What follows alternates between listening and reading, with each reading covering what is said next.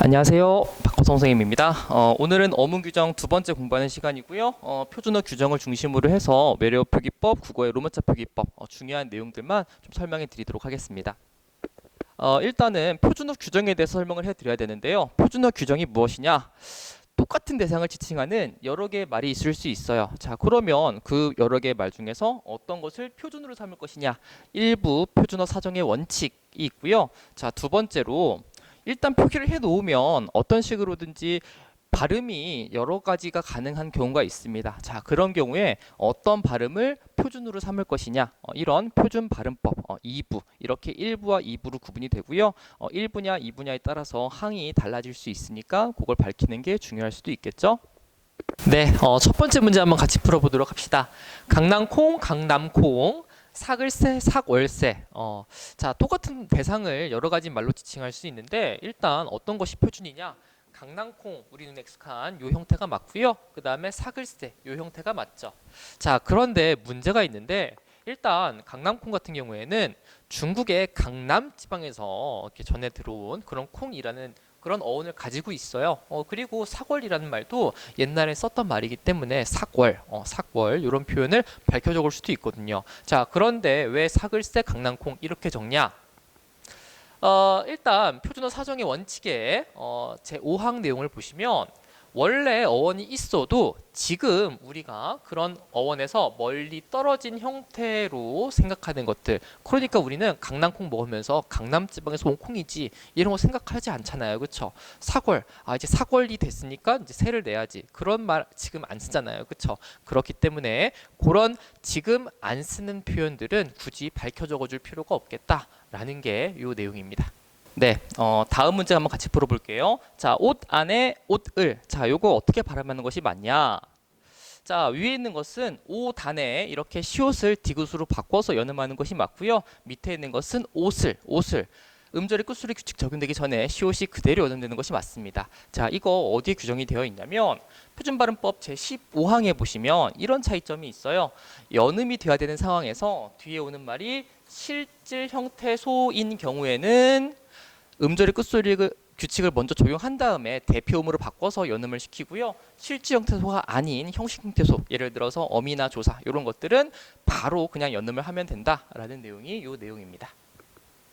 자, 그 다음에 이 사이소리와 관련된 내용인데요. 자, 눈동자, 이거 눈동자로 발음할 수도 있고요. 눈동자 이렇게 발음할 수도 있죠. 둘 중에 뭐가 맞냐면 눈동자가 맞습니다. 창살, 둘 중에도 창살이 맞죠.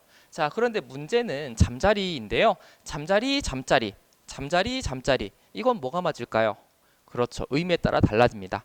하늘을 날아다니는 그 곤충 같은 경우에는 잠자리라고 발음하는 것이 맞고요. 그게 아니라 자리는 자리인데 잠을 잘 수 있는 자리, 뭐 그런 뜻으로 쓰였다면 잠자리 이렇게 쓰셔야 되는 거죠. 즉 앞에 있는 말이 뒤에 있는 말을 꾸며주는 그런 의미를 갖고 있냐, 아니면 그냥 그 자체로 하나의 의미, 통째로 쓰이냐, 뭐 그런 차이점이 있는데 요거는 표준발음법 28항에 규정이 되어 있습니다. 자, 관형의 기능을 지니는 것 같은 그런 사이소리가 나는 이제 그런 말 같은 경우에는 뒤에 말을 된소리로 발음해야 된다라고 되어 있죠. 그래서 의미가 꾸며주는 기능을 갖고 있냐, 아니면 그렇지 않냐, 이런 걸 가지고 구분을 할 수 있다라는 내용입니다. 자, 그러면 이제 외래어 표기법으로 넘어왔는데요. 자, 외래어 표기법은 간단합니다. 외국에 있는 말을 우리말처럼 써주는 거잖아요. 그렇죠? 그러니까 우리말과 가장 유사한 형태로 써주려고 노력했다라는 게 기본적인 원칙입니다. 자, 그러면 첫 번째부터 보죠. 파리가 맞아요? 빠리가 맞아요? 자, 우리말에는 된소리가 많지 않기 때문에 파리가 훨씬 더 우리말과 잘 어울린다라고 이해하셔도 됩니다. 자, 그 다음에 캣 마찬가지로요. 시옷을 받침자리에 쓰는 전통이 있었기 때문에 받침자리에 웬만하면 시옷을 적어준다라고 이해하셔도 돼요. 이 내용은 우리가 맞춤법 할 때 얘기를 했었고요. 이 위에 있는 내용은 우리 외래어 표기법 제1장 4항에 적혀 있죠. 파일음 표기는 일단은 기본적으로 된소리 안 쓰려고 한다라는 그런 내용입니다. 그래야 우리말과 상당히 유사해 보인다, 비슷해 보인다, 이질감이 없어진다. 뭐 이렇게 이해하셔도 무방하겠습니다. 네, 그럼 마지막으로 국어의 로마자 표기법에 대해서 우리 얘기를 해보도록 합시다.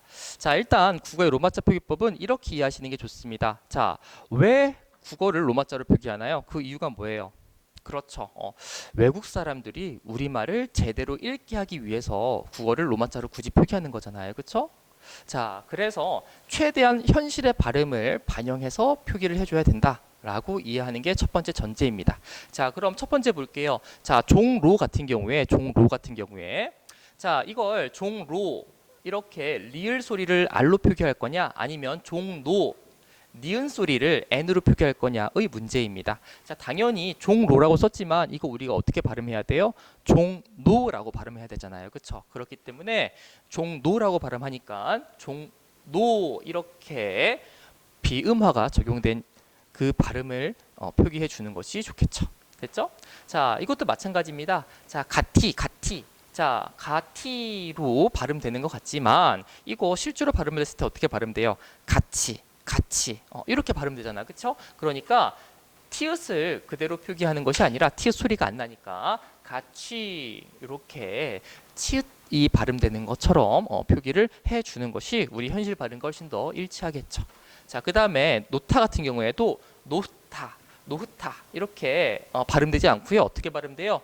노타 이렇게 발음이 되잖아요. 그렇죠? 그러니까 실제 발음을 고려해서 이렇게 표기해 주는 것이 좋겠죠.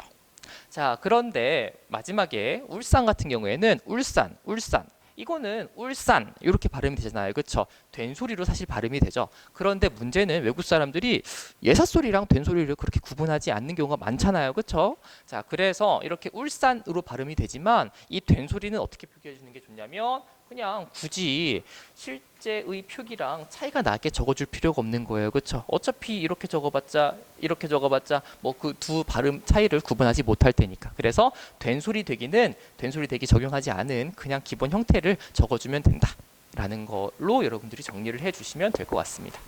자, 요 내용은요, 우리 국어의 로마자 표기법 제1장 표기의 기본 원칙, 그 다음에 제3장 표기상의 유의점, 1항에 각각 1항에 이렇게 규정이 되어 있으니까 이렇게 참고하시면 될 것 같습니다.